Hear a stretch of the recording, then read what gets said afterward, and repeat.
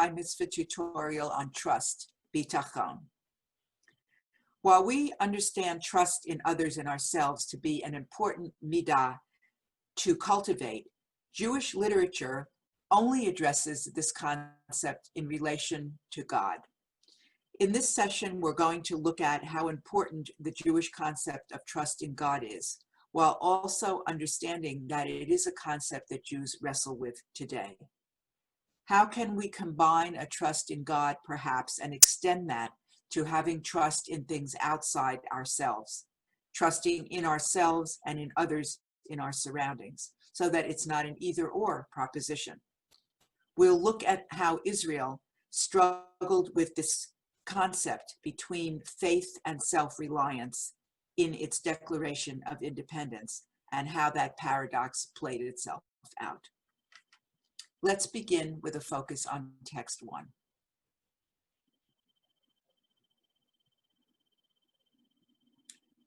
Text 1 is from the Zohar, the mystical book of light. Not upon mortals do I put my trust, nor in any angel do I rely. Only in the God of heaven do I trust. You are the God of truth, whose Torah is truth, whose prophets are true, who acts generously with kindness and truth. In God do I put my trust. To God's holy, precious being do I utter praise. We're asked in conversation, what mortals do you put your trust in, and why? What character traits are necessary to make someone trustworthy? This is an excellent opening discussion because people can speak in general terms or in the more personal if they are comfortable doing so. It's a wonderful exploration for what characteristics we feel people should have in order to place our trust in them, and how they become trustworthy, because the discussion may show that people have certain personality traits and then trust grows over time. Our next discussion question under this quote says the mystical text of the Zohar drew its idea of trust in God from passages in the Bible, such as it is better to trust in God than to put confidence in any prince. What do you imagine the historical context for such a statement to have been? If you were to put trust in mortals on one side of the spectrum and trust in God on the other, where would you stand? How might situational circumstances change the balance for you?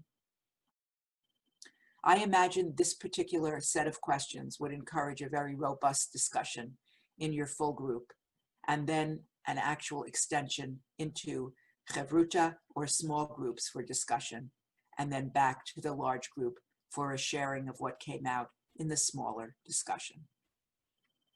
This text always leads to very rich discussion and exchange. We move on and explore our next text, text number 2. Text 2 from the Psalms says, I shall keep Eshviti, the eternal, before me always. Perhaps some people have a Eshviti in their home, and you might want to ask if people have one on a wall, or if this sounds familiar, because people will have heard of it, and they may actually say that they have a Mizrah on their wall, on their eastern wall of their home. And, how are those similar, and what do they say on them, and so forth. So that might open a discussion before you even get started with people, pointing out that they have one or they may have the other. But the conversation, again, is a very rich one. What does it and could it mean to you to keep the eternal before you always?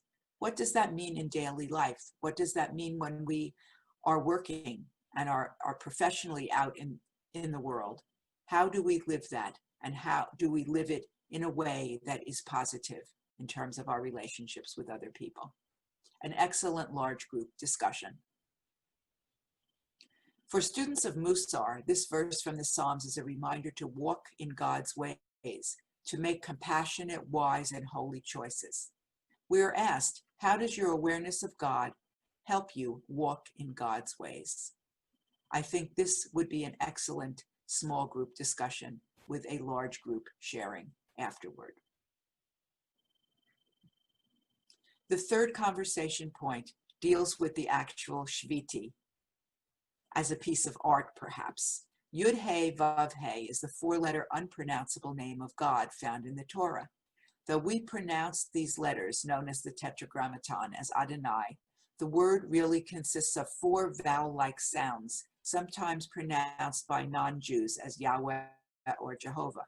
There is a Jewish ritual object called Eshviti, a piece of art used as a visual contemplation over God's name, so that one might physically, not only spiritually, keep God before me always.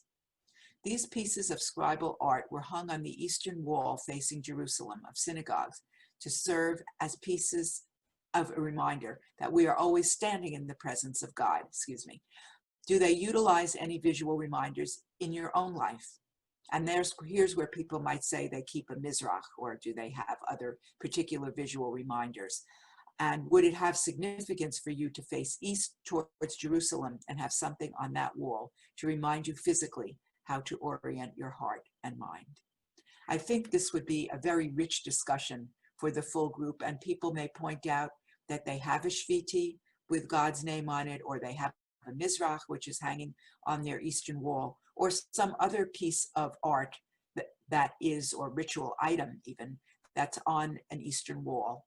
Or alternatively, that they wear a mezuzah, that they wear a Jewish star that orients their heart toward God and toward the East. A very rich discussion, and one that I think will yield a variety and a spectrum of answers, depending on people's practices or what they may decide as a result of your discussion to implement as a practice. We move on to text 3. You'll see in your booklets that text 3 has an introduction that accompanies it. It's important, I think, to go over the discussion, perhaps have someone read the discussion for the large group.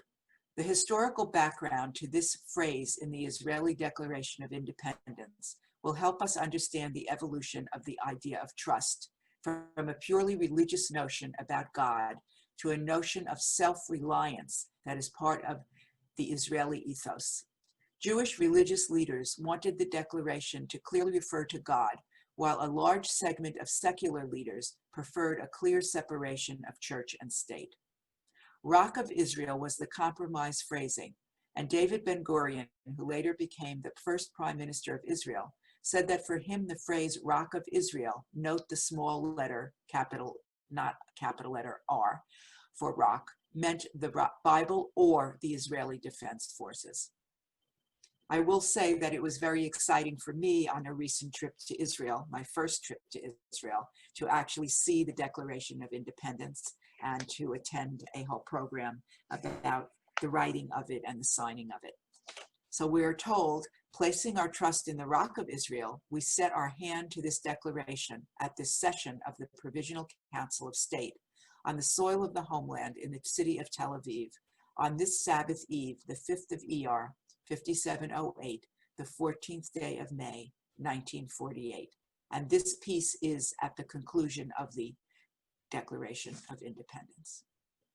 A very momentous time in the history of our people, and one that, for me, always is an awesome moment to think about and to talk about.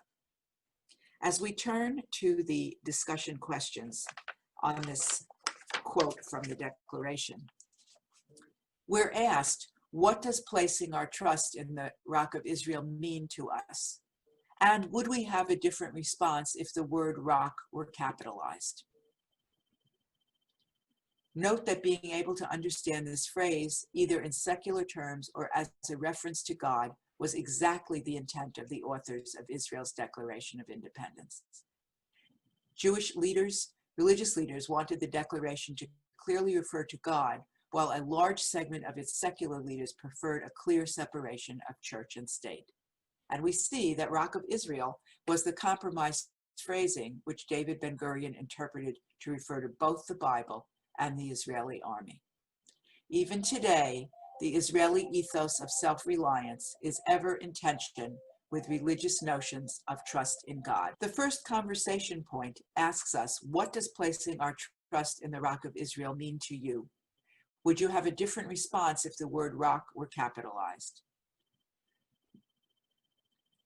And again, we are told that being able to understand this phrase either in secular terms or as a reference to God was exactly the intent of the authors of Israel's Declaration of Independence.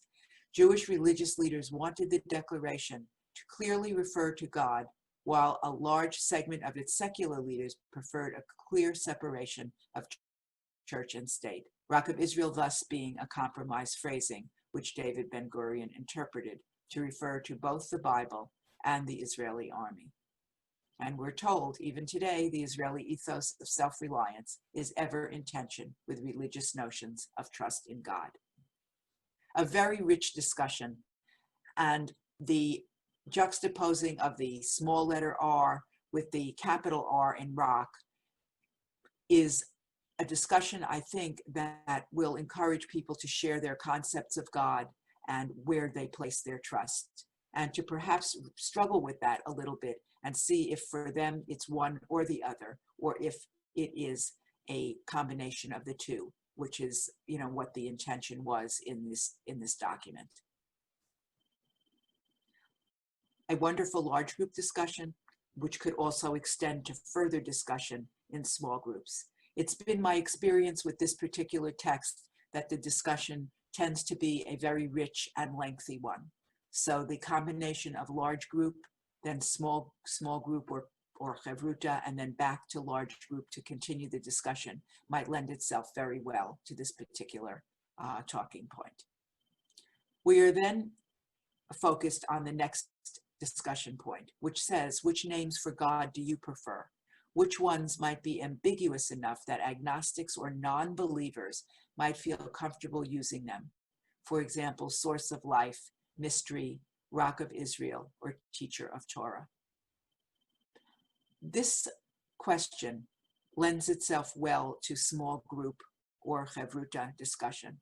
I think it calls for a lot of personal sharing on the part of participants and talking about what they feel comfortable with, which of course will be a part of a discussion on who God or what God or the concept of God means to them. In looking further in this text, we have a discussion of the word bitachon, trust, which in modern Hebrew we're told means security and refers to the security checks one passes through before boarding a plane or even before entering other public buildings in Israel, such as shopping malls, cafes, or post offices. The trust in this case is on mortals, not on God. Since this self-reliance has not meant lasting security for Israel, the religious community uses this fact to point out what they consider the arrogance of solely trusting one's own capabilities. They believe that in God we trust must be part of the solution. What do you think? Is it possible to compromise? A wonderful large group discussion. And I generally add to this, just as a personal addition, that when I visited Israel, I found it very interesting in the shopping malls to go through the security points and have my handbag checked and actually go through a metal detector to enter a shopping mall to purchase lunch when we were on a bus tour, and what that felt like. Did I feel more secure going through that checkpoint, or did it not matter as much? And I think people who have traveled by plane, and most people, everyone has taken an airplane trip, could talk about, the security checkpoints, both here and if they've been to Israel, and what it's like in the airports and in other places where, trusting in the secular versus trusting in the divine, and how we balance those, not only in society, but, personally in our hearts. The last text I'd like to focus on is text number 5, which is a brief text that just says to us, separate not thyself from the congregation. It's found in Pirkei Avot, the teachings of our ancestors, and is attributed to Hillel. We're told in conversation talking point 1, before trusting yourself, you need to be aware of your surroundings and what others are thinking and feeling. What is your personal thought process before you place your trust in another or in others? A very personal question. And the fact that it is placed at the end of the text is good because we've had other general discussions up till now and some breakout and small group discussions. And this would be a very interesting processing of how people make a decision to place their trust in someone or in others. This can be done in a large group or in a small group and then regroup to share. And finally, we're asked, how do you decide whom to trust and at what point in the relationship to place your trust in someone? This lends itself very well to Chevruta sharing, small group, and if time, to come back and share with the large group. We move next to the practices section for the trust bitachon lesson. We're given some wonderful practices that we can try because, again, we are trying to build a practice of trust in ourselves. And how do we relate to other people and to God with that practice of trust? And so unless we have activities to help us practice those things, we will not be able to build a strength in our spiritual practice of bitachon. The first practice is a wonderful one. It's simple. Consider placing a kavanah or affirmation, intention of your own choosing, on an east wall of your home to remind yourself of God's presence and to orient your heart and mind toward Jerusalem. A great exercise. What would the passage or image be? And what does Jerusalem mean to you? And this practice could be one that people go home and think about and enact, and then come back and discuss the following session with the group or discuss with their Chevruta partner in between sessions on the phone. But this is a very rich practice that is non-threatening. It's not, it is easy to find passages or images by, Googling and searching the internet, and then to really explore and examine, what does Jerusalem mean to you? We're next told, aside from the Eshviti, to help us out here, there's another Jewish ritual object called a Mizrah, which we mentioned earlier, literally meaning east, that might also be placed on the eastern wall of a home or synagogue. And this may not or must not be a visual meditative tool like the Eshviti, but a simple reminder of which direction is east for prayer purposes. They are often beautiful pieces of art as well. And I remember for my adult bat mitzvah receiving a beautiful one made of ceramic tiles from Israel that I hung on my eastern wall. And it is a reminder because you remember where your heart is oriented if you have a practice of orienting your thoughts toward Jerusalem and toward the east. The phrase, God is with me, I shall not fear, or I shall keep the eternal before me always, as a prayer foci in the days and weeks ahead, can be also used. Another written tool or a mantra that you can even develop and say several times a day, or have as your go-to mantra as you are thinking about things or walking or sitting and meditating throughout the day. If we look down to the practice that says the phrase "in God we trust" is found on every coin or paper bill in the United States, set an intention to think about what this means to you each time you open your wallet and pay with cash. And I think that's just an interesting practice to think about, because we open our wallets and pay with cash many times if we're not using a credit card. And what does that mean, in God we trust? What does that mean for the foundation of our country and for the way we think about security going forward? The practices are excellent. There are many to choose from, and I encourage you as a facilitator to encourage your participants to try one or two of them after the class session on bitachon. Best of luck to you as you go forward with the practice of trust bitachon.